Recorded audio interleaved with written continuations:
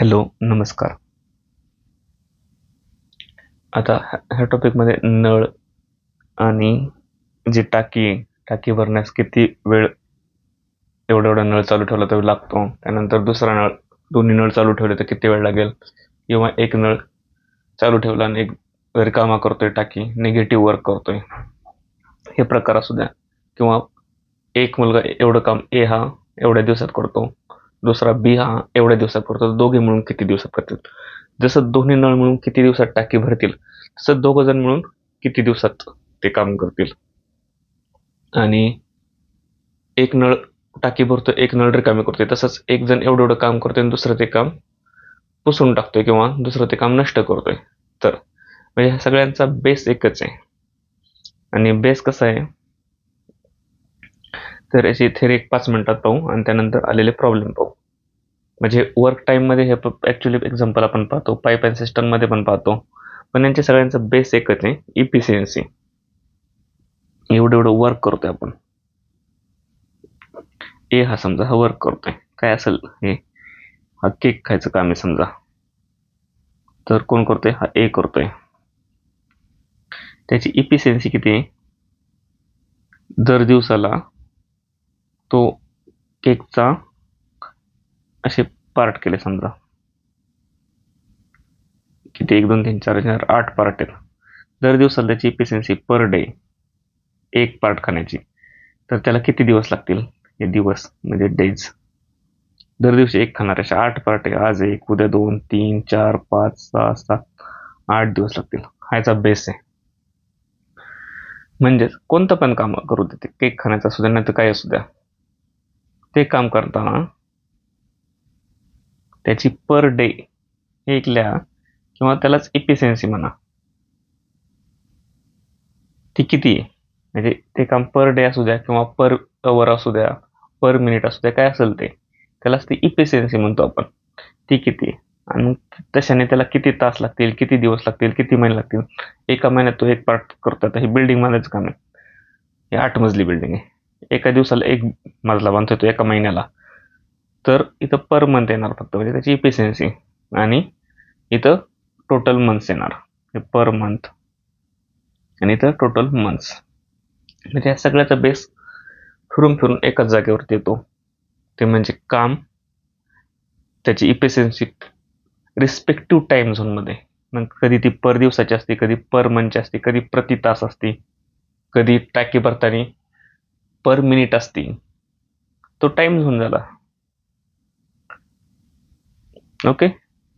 आणि एकूण किती तो टाइम लागणार आहे, मग तो त्या टाइम झोननुसार, त्या टाइम फ्रेमनुसार, मिनिटातले असलं मिनिटं किती मिनिटं लागतील, दिवसातली टाइम फ्रेम असली तर किती दिवस लागतील, महिन्यातले असलं तर. आता हे परीक्षेत ह्या गोष्टी सगळं लिहिणं कधी कधी कन्फ्यूज होऊन जातं. आणि अख्ख्या गणितात मी तर एकच फॉर्म्युला पाठ केला, तो इज इक्वल टू काही distance is equal to speed into time. म्हणजे अंतर इज इक्वल टू स्पीड, वेग गुणिले टाइम, वेळ, एवढा आहे का. मग ह्याच फॉर्म्युलाचा वापर आपण इथं करायचा आणि प्रत्येक गणित सोडवायचं. हा व्हिडिओ ऑलरेडी टाकलेला आहे, अंतर इज इक्वल टू वेग इन टू वेळ, distance is equal to speed into time, तो बघा. पण हा फॉर्म्युलाचा वापर इकडं करू शकतो. आता याच्यात कुठं डिस्टन्स द्यायचं नाही, कुठं टाइम दिलं नाही, कुठं स्पीड दिलं नाही. पण डिस्टन्स म्हणजे आपण काय म्हणतो या ठिकाणी, वर्क, किती डिस्टन्स जायचं त्याला, एवढं एवढं, म्हणजे ते वर्क तयार करायचं त्याला.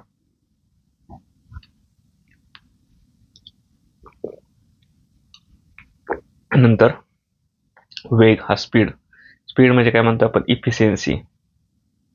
लक्षात, पर डे असू द्या, पर मिनिट असू द्या, पर सेकंड असू द्या, पर मंथ, काय असेल ते टाइम फ्रेम असेल ते असेल. आणि टी म्हणजे काय म्हणतोय, डेज, किती दिवस, म्हणजे ते किती टाइम, कोणत्या टाइम फ्रेम मधला एकूण टाइम, म्हणजे वेळ. कसा वापर करायचा ते सांगतात. हे मी कोणत्या पुस्तकात वाचलं नाही किंवा कुणी मला सांगितलेलं नाही. पण ज्यावेळेस तयारी करत होतो बँकेची, त्यावेळेस अशा पद्धतीने करायचं. आधी वर्क, नंतर पर डे इफिशियन्सी, आणि नंतर डेज.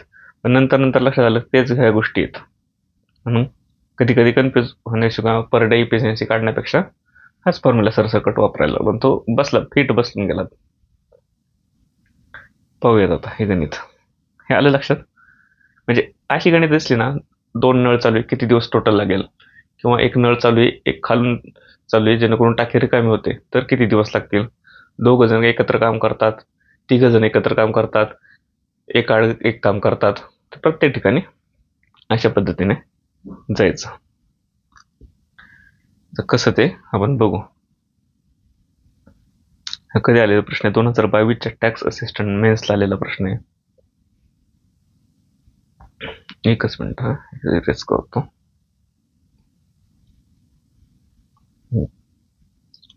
झालं. काय म्हणलं या प्रश्नात? पवन एक काम पूर्ण करण्यास 12 दिवस लावतो, तेच काम जीवन 6 दिवसात पूर्ण करतो, तर दोघे मिळून ते काम किती दिवसात पूर्ण करतील? सरळ लिहायचं पवन, दुसरा दिले तो खाली लिहायचं जीवन,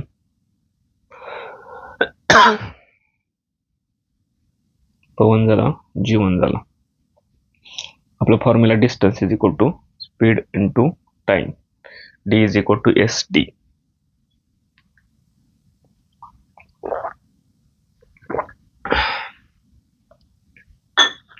पवन एक काम पूर्ण करण्यास, त्याचं काय डिस्टन्सचं काम आहे, काय असेल तो डी वर्क. हे डी म्हणजेच वर्क आहे आपलं, हे वर्क आहे.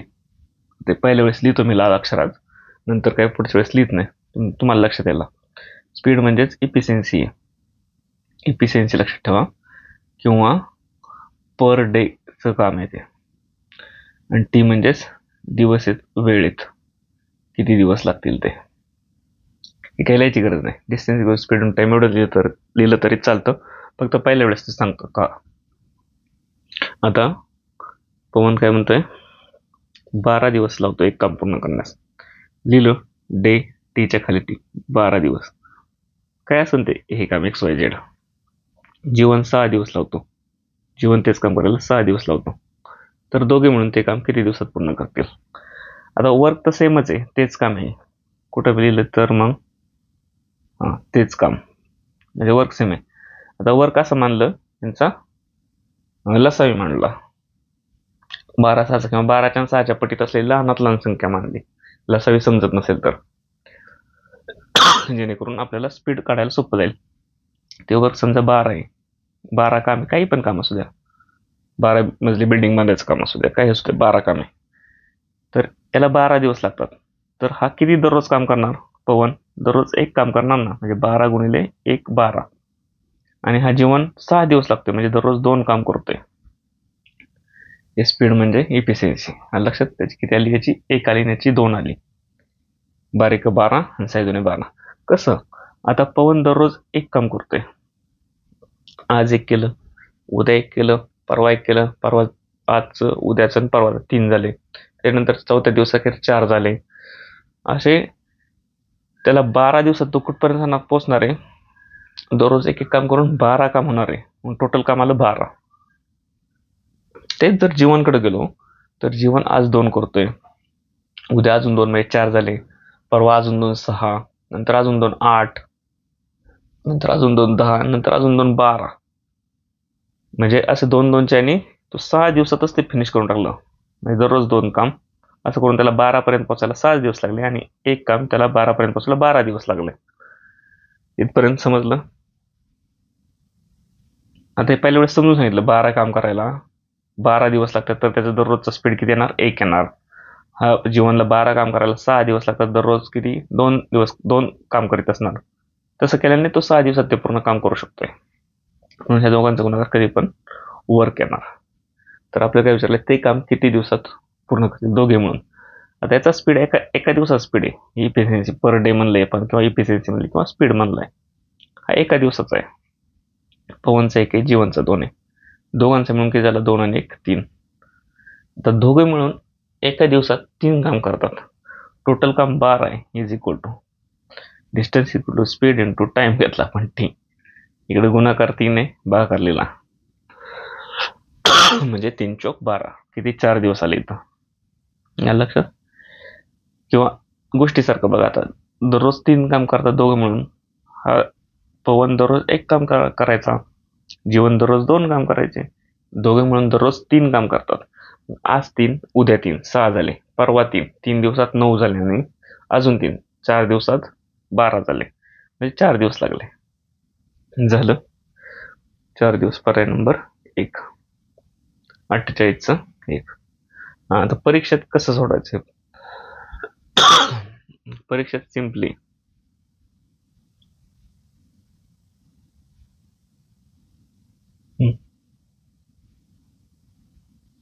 परीक्षेत काय म्हणलं आपण? पवन म्हणला, पवन लिहिला आपण, नंतर जीवन आणि हा फॉर्म्युला लिहिला, distance is equal to speed into time. 12 दिवस कोण? पवन. पवनच्या पुढे 12 दिवस, जीवन 6 दिवस. काय सपोज काम XYZ हे दोघांच्या पाण्यात पाहिजे 12च्या आणि 6च्या, म्हणजे 12 घेतले. याचा स्पीड किती आला? इज इक्वल टू 12 1 12, आणि याचा स्पीड किती आला? 12 पर्यंत पोहोचायला 6 2 12 2. आता एका स्पीड याचा किती झाला एका दिवसाचा? 1, याचा 2. दोघांचा तर दोघं मिळून किती दिवसात पूर्ण करतील? म्हणजे दोघांचा मिळून एका दिवसातला स्पीड किती झाला? 3. 3 गुणिले किती केले तर 12 येतील. सॉरी, 3 गुणिले 4 केले तर म्हणजे किती आलं? 4. पर्याय नंबर 1. पुढचं गणित पाहू. आता परत तसंच गणित. सॉरी, एक काम पूर्ण करण्यास लीनाला 6 दिवस लागतात. Distance is equal to speed into time. Leena 6 दिवस, टी म्हणजे दिवस. तेच काम करतात मीनाला 12, मीना 12, टीनाला 4 दिवस, टीना 4 दिवस लागतात. तिघींनी मिळून ते काम केल्यास किती दिवसात संपेल? तर तिघी मिळून, तिघींचा ह्या स्पीड आहे तिघींचा, त्या तिघांची बेरीज करावं लागणार. त्या तिघींना मिळून किती दिवसात संपेल? आता वर किती मानलं? या तिघांच्या पाड्यात असेल अशी संख्या मानली. तिघांच्या पाड्यात किती? 12चे. 6च्या पाड्यात आहे 12, 12च्या पाड्यात आहे 12, 6 2 12, 12 1 12 आणि 4 3 12, म्हणजे ते काम 12 आहे असं मानलं आपण. तर लीनाचा स्पीड किती झाला दररोजचा? 6 2 12, 2 2 गेली ती. मीनाचा किती झाला दररोजचा? 1 1, 12 1 12. टीनाचा किती झाला? 4 3 12. म्हणजे यांचा स्पीड किती आहे? 2 1 आणि 3. म्हणजे एका दिवसात करणार काम आहे. एका दिवसात ही 2 करते, ही 1 करते, ही 3 करते. म्हणून एका दिवसात तिघी म्हणून किती करणार? 2 आणि 1 3, 3 आणि 3 6 काम करणार. गुणिले काय विचारलंय? तिघी म्हणून किती दिवसात? आता टाइम विचारलाय किती दिवसात संपवतील. किती काम तेवढंच आहे 12चे, म्हणजे 6 काम 12 दिवसात. आता 6च्या स्पीडने, म्हणजे आज त्यांनी 6 केलं आणि उद्या 6 केलं, 6 6 12 संपलं, म्हणजे 2च दिवस लागतील. 6 2 12, 2 दिवस. पर्याय नंबर 2. 99चं 2. समजलं? Distance is equal to speed into time हा एकमेव पाठ केलेला फॉर्म्युला आपण कसा वापरतोय, किती ठिकाणी वापरतोय? नेहा एक काम 6 दिवसात पूर्ण करते, रेखा तेच काम 18 दिवसात पूर्ण करते. परत सेम आलेले प्रश्न आहेत बरं काय सगळे, MPSC 2021-20च्या प्रिलिमला आलेले. Distance is equal to speed into time. Neha आणि दुसरी कोण दिली? रेखा. नेहा एक काम 6 दिवसात पूर्ण करते, स्पीड दिवस दिले, टाइम 6 दिवस, आणि हिचं 18 दिवस दिलेत. हे काढायचे आपल्याला स्पीड. टोटल काम किती मांडणार आपण आता? हे मानायचं, हे दोघांच्या पाड्यात असलेली संख्या 18 आहे म्हणून 18 मानलं. मग हिचा स्पीड किती झाला? 6 1 3 चैनी म्हणजे इफिशियन्सी, आणि हिची किती झाली? 18 1 1 चैनी. म्हणजे दररोजचं काम ही 1 करते रेखा, आणि नेहा दररोजचं 3 काम करते. दोघींनी एकत्र केलं, 3 आणि 1 4. रोजचं काम किती करणार? 4. पूर्ण करण्यास किती दिवस? काम आहे 18 इज इक्वल टू गुणिले टी म्हणजे दिवस, गुणिले 4 इकडे नेले, भागिले झाले, म्हणजे टी इज इक्वल टू 18 भागिले 4. 4 चौक 16, खाली उरले 2, 4 25, 4.5 दिवस. पर्याय नंबर 1. 82च 1. समजलं? काय वेगळं वाटलं याच्यात? नाही. पुढचं गणित.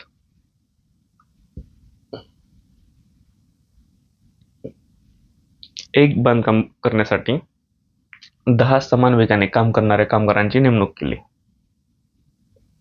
10 समान वेगाने काम करणारे कामगार आहेत. आपण ते distance is equal to speed into time मांडलं, तर प्रत्येकाचा स्पीड आहे 10 कामगार, प्रत्येकाचा स्पीड आहे तो समान आहे. तो समान स्पीड आपण 1 1 मानला. असे 10 जण आहेत, प्रत्येकाचा स्पीड 1 आहे. काम किती का असणार? दररोज ते 1 काम करतात. ते 2 कामगारांनी दुसऱ्या दिवशी काम सोडले, म्हणजे पहिल्या दिवशी सगळे 10च्या 10 होते. म्हणजे प्रत्येकाचा स्पीड 1 आहे मानलाय आपण. म्हणजे पहिल्या दिवशी 10 काम झालं, दुसऱ्या दिवशी 2 कामगारांनी सोडले, म्हणजे 8च जण उरले ना, प्रत्येकाने 1 काम केलं. म्हणजे दुसऱ्या दिवशी अधिक 8 काम झालं. 2 कामगारांनी दुसऱ्या दिवशी काम सोडले, नंतर दुसऱ्या दोघांनी तिसऱ्या दिवशी काम सोडले, म्हणजे 8 मधले परत 2 गेले. म्हणजे तिसऱ्या दिवशी तर 6 जण झाले. 6 जणांनी प्रत्येकाने त्याची इफिशियन्सी नाही, एकचा स्पीड आहे, एक काम केलं, म्हणजे 6 जणांनी 6 काम केलं. असे काम संपेपर्यंत चालू राहिले. मग परत चौथ्या दिवशी 2 जण अजून गेले, म्हणजे 4 जण आले, प्रत्येकाने एक काम केलं, म्हणजे 4 काम झालं. तिसऱ्या दिवशी अजून 2 जण गेले, म्हणजे 2 जण उरले, आणि दोघांनी प्रत्येकाने एक काम केलं, म्हणजे 2 काम झालं. आणि नंतरच्या दिवशी ते राहिलेले 2 पण गेले, म्हणजे 0, कुणी झालं नाही. पण काम संपेपर्यंत चालू राहिलं, म्हणजे काम संपलं. इथं कुणी आलं नसलं तर इथंच काम संपलेलं आहे. आणि इथं किती दिवस गेले आपले? हा 1 दिवस, हा दुसरा दिवस, हा तिसरा दिवस, हा चौथा दिवस, आणि हा 5वा दिवस. म्हणजे 5 दिवसात त्यांच्याकडून काम संपलं. याच्या परिणामी काम संपायला 2 दिवस जास्त लागले. म्हणून हे 2-2 जण जात राहिले ना दररोज, म्हणून 2 दिवस जास्त लागले. म्हणजे तसे 3च दिवस लागले असते. आता किती लागले? 5 दिवस लागले. 2 दिवस. जर 10 कामगारांनी सर्व दिवस काम केले असते तर किती दिवस? आता 5 लागले, आणि प्रश्नात सरळ लिहिले 2 दिवस जास्त लागले. म्हणजे तसं 2 दिवस जास्त लागले, म्हणजे 2 दिवस कमी केले, 5तून 2 गेले, 3 दिवस राहिलं असतं. म्हणजे सगळ्यांनी ते काम 3 दिवसात संपवलं असतं. आणि तसं पण हे आता डायरेक्ट आपल्याला कळालं, इथं दिलंय त्यांनी 2 दिवस जास्त लागले. आता 5 दिवस लागलेत, आणि हे 2-2 जण रोज गायब झाल्यामुळं 5 दिवस लागतात. तसं तर सगळे जर रेग्युलर आले असले तर 2 दिवस कमी कालावधीतच काम झालं असतं. असे 5 दिवस लागलेत, म्हणजे 2 दिवस जास्त लागलेत, म्हणजे ते 3 दिवसातच झालं असतं. हे प्रश्नावरून समजले. तसं ऍक्च्युअल बघायला गेलं तर बघा ना, आता हे संपलं काम. काम किती होतं? पहिल्या दिवशी 8 काम झालं, दुसऱ्या 10 काम झालं, दुसऱ्या दिवशी 8 झालं, नंतर 6 झालं, नंतर 4 झालं, नंतर 2 झालं. असं 10 आणि 8 18, 6 24, 24 आणि 4 28 आणि 2 30. असं काम किती आहे? 30 काम आहे. आणि दररोज किती काम करतात? सगळेजण आले असते 10 कामगार. पहिल्या दिवशी प्रत्येकाची एफिशियन्सी 1 आहे. 10 जणांनी मिळून 10 काम केलं असतं. पहिल्या दिवशी 10 झालं, दुसऱ्या दिवशी परत 10 जण आले, प्रत्येकाने 1 काम केलं, 10 जणांनी मिळून 10 काम केलं.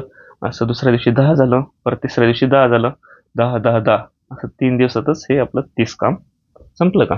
30च काम आहे. 10 10 10 30.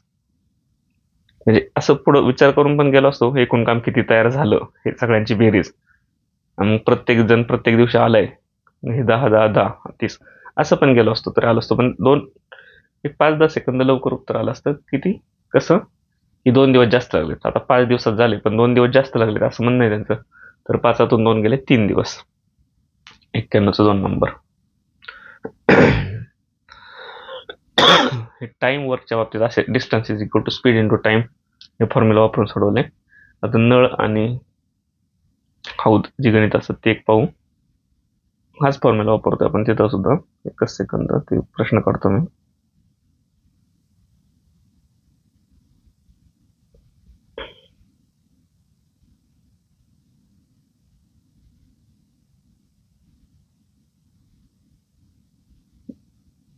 कसं मिनिमाइज करायचं हे.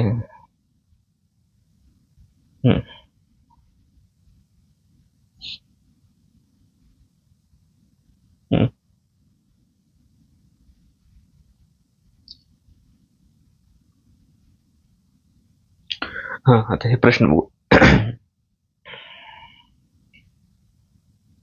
त्याच प्रकारचे प्रश्न आहेत हे पण. किती? 1 2 3 4 5 प्रश्न एवढे बघू.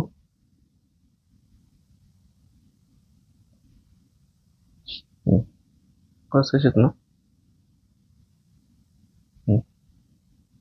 काय म्हणलं आता इथं? अ ब क या 3 पाईपने एक पाण्याची टाकी 20 तासात भरते. आता अ ब क distance is equal to speed into time. आपलं स्ट्रक्चर तयार झालं. तिघं मिळून किती करते? तिन्ही पाईपने 20 तासात भरते. टाइम दिलाय तिघांचा म्हणून. तिघांचं म्हणून आपल्याला काम नाही कळालं अजून, पण टाइम कळालाय 20 तास. क ची गती ही ब पेक्षा दुप्पट आहे आणि ब ची गती अ पेक्षा तिप्पट आहे. आता काय दिले, क ची गती ब पेक्षा दुप्पट ही दुप्पट आहे ब पेक्षा, आणि ब ची गती ही अ पेक्षा तिप्पट आहे, म्हणजे ही एक मानली तर ही 3 झाली. ब ची गती अ पेक्षा तिप्पट झाली आणि क ची गती ब पेक्षा आता याच्यापेक्षा दुप्पट झाली. सॉरी गती म्हणजे इफिशियन्सी टाकायचं होतं आपण. ही एक मानली याची गती. ब ची गती अ पेक्षा तिप्पट आहे, ब ची गती अ पेक्षा अ ची 1 आहे, तर याची गती म्हणजे इफिशियन्सी तिप्पट आहे. आणि क ची गती ब पेक्षा दुप्पट आहे, क ची गती ब च्या दुप्पट आहे, ब ची 3 आहे, तर याची 6 झाली गती. म्हणजे स्पीड घ्या, इफिशियन्सी घ्या. मग तिघं मिळून 20 तास लागतात, आहे का नाही. 3 पाईपने 20 तासात भरतात. तिघं मिळून किती एका दिवशी किती बनणार एका तासात. आता हे तास आलं, टाइम फ्रेम किती आली, तास आली. मग असे दिवस चालले होते. प्रश्न असं बदलत राहणार टाइम फ्रेम. 3 9 1 10 म्हणजे 10 गुणिले 20 200. म्हणजे ती टाकीचं वर्क किती, ते वर्क थोडक्यात किंवा भरण्याची क्षमता किती, 200. 200 झाली. 10 20 10 200. तर काय म्हणले, फक्त अ पाईपने ती टाकी भरण्यास किती वेळात भरेल. आता अ चा स्पीड किती, 1 आहे ना, म्हणजे 200 इज इक्वल टू 1 गुणिले टी. हा 1 इकडे गुणिले इकडे भागी आणलं, म्हणजे 200 भागिले 1 म्हणजे 200 उरले. टी म्हणजे किती, टाइम 200 तास. टाइम फ्रेम तासात चालली, म्हणून इथे किती आले, 200 तास उत्तर आलं. पर्याय नंबर 1, 18चं 1. आलं लक्षात. आता अ विचारली, ब विचारले असते तर किती आले असते, 200 गुणिले 200 इज इक्वल टू 3 गुणिले टी आले असतात. मग हा 200 भागिले 3 आलं असतं उत्तर त्याच्यात. आणि नुसते क ने विचारले असते तर 200 भागिले 6 आले असते उत्तर. आणि ब आणि क ने विचारले असते तर 6 आणि 3 9, 200 भागिले 9 घेतलं असतं.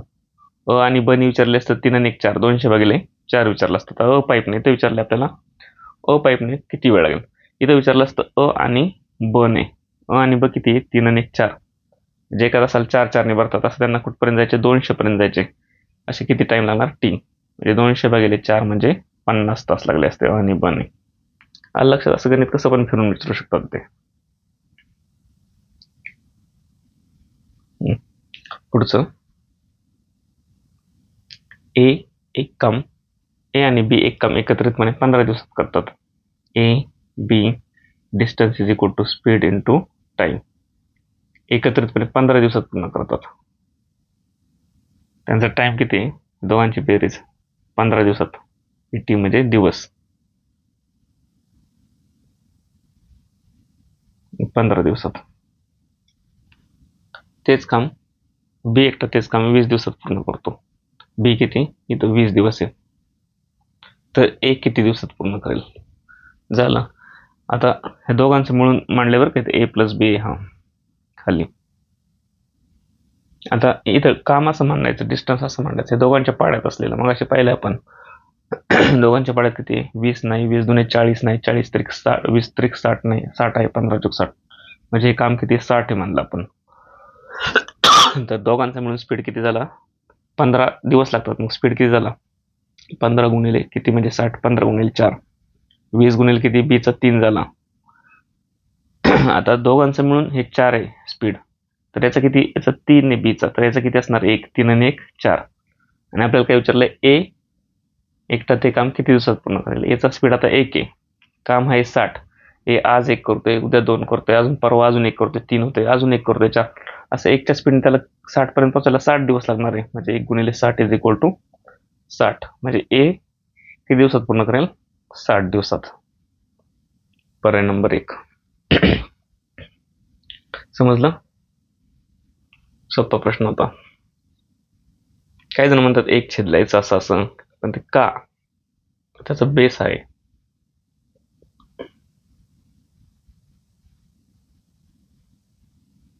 इथं काय म्हणलंय, अरुणने एका दिवसात केलेले काम सचिनने एका दिवसात केलेल्या कामाच्या अर्धे आहे.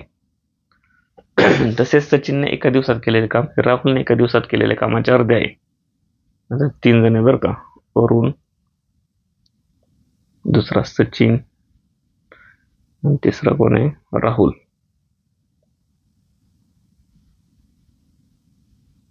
Distance is equal to speed into time हे आपलं स्ट्रक्चर झालं.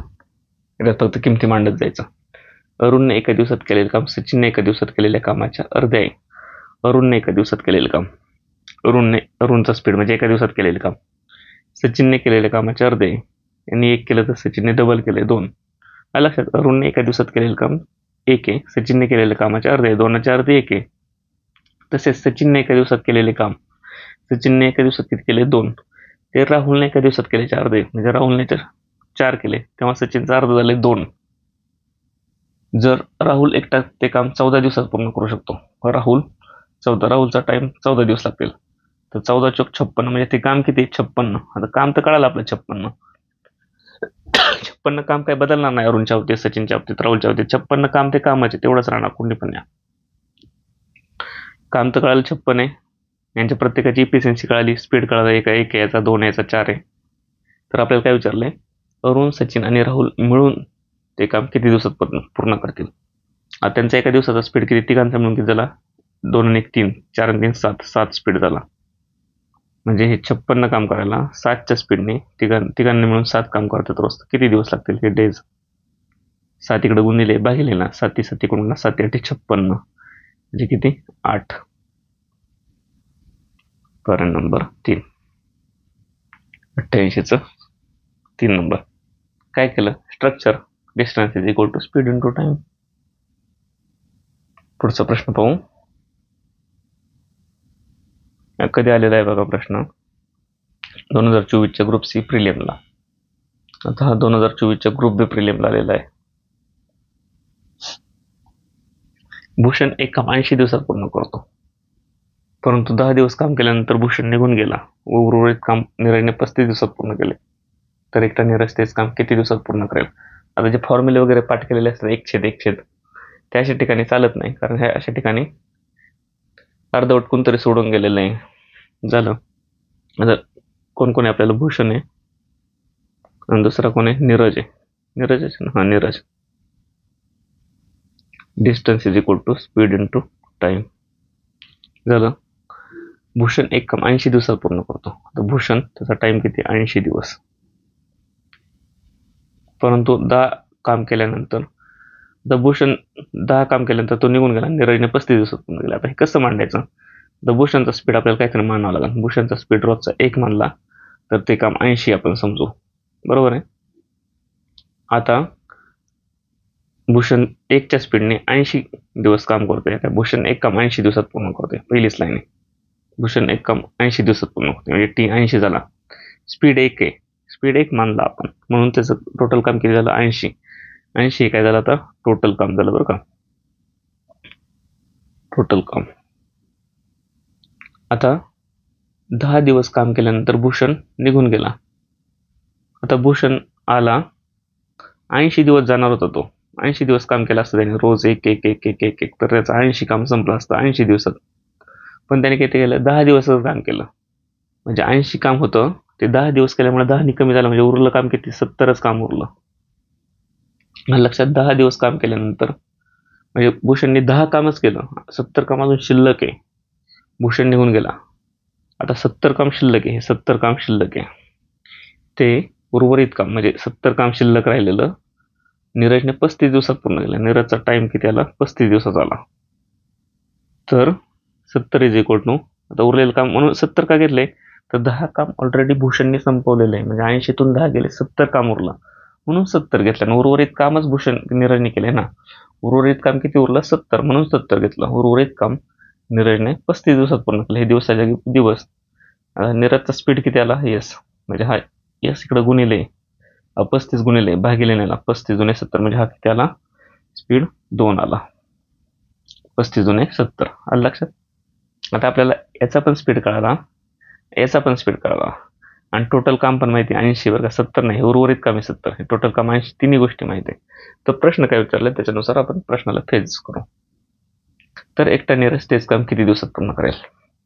70 काम केलं नीरजने 35 दिवसात तर टोटल काम किती पण 80 काम नीरज किती दिवसात पूर्ण करेल. नीरजचा स्पीड निघाला आता 2चा गुणिले आता टाइम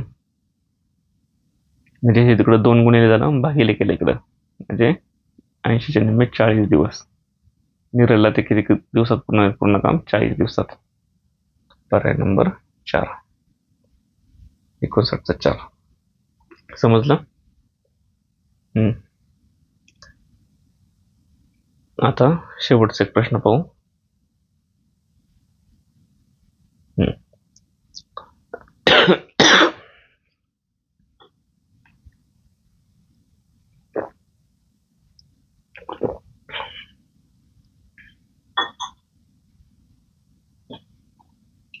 अमित 5 पाने एका दिवसात लिहितो. अमिताला distance is equal to speed into time आलं. संध्या 2 पाने एका दिवसात पुसून टाकते.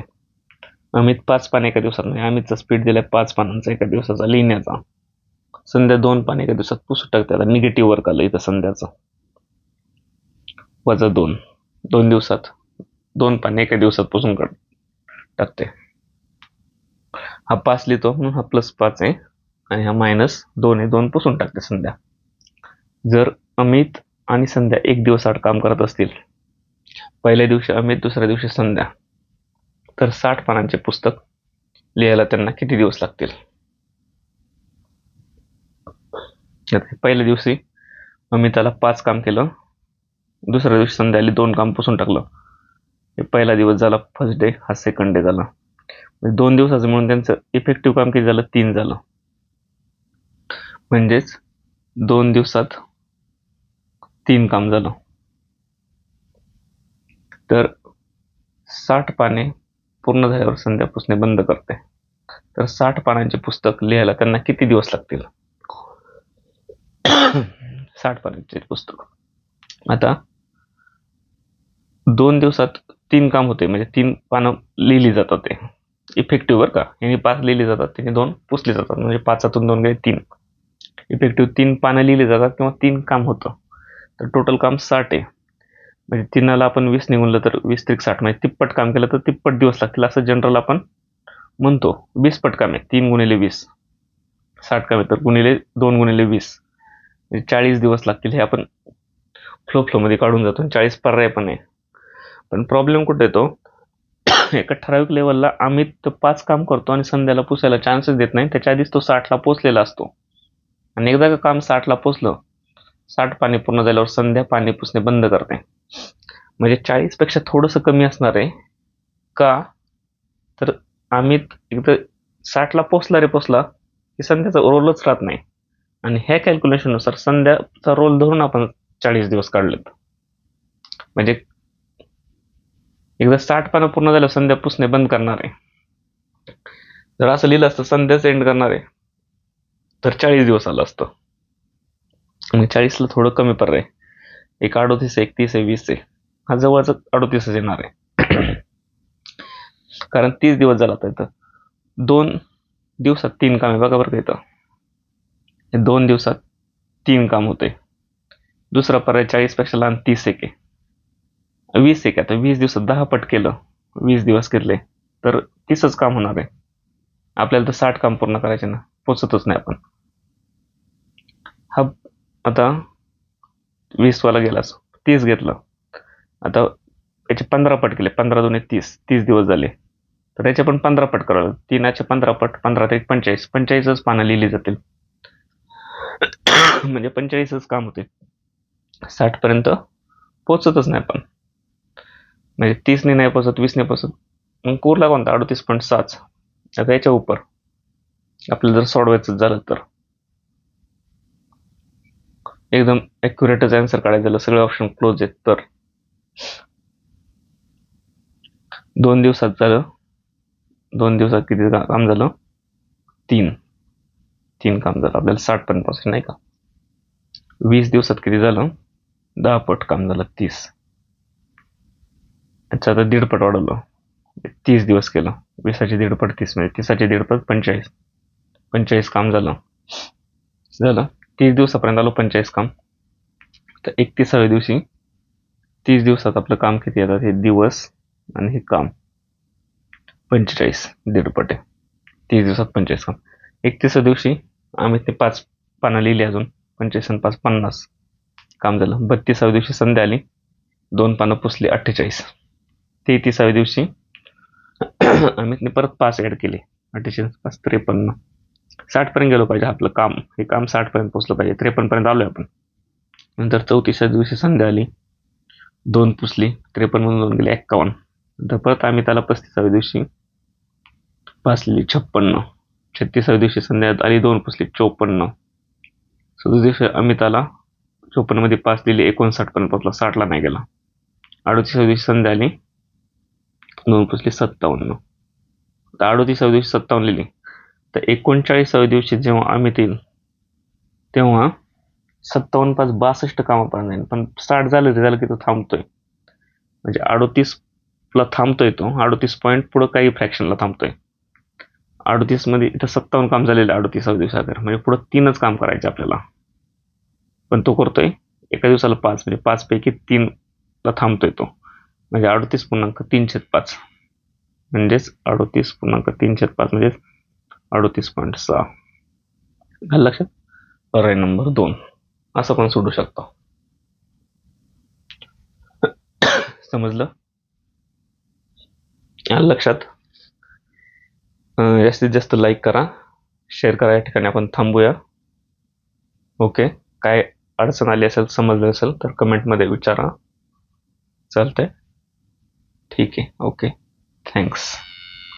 पाहिल्याबद्दल थँक्स आणि शेअर करायला विसरू नका.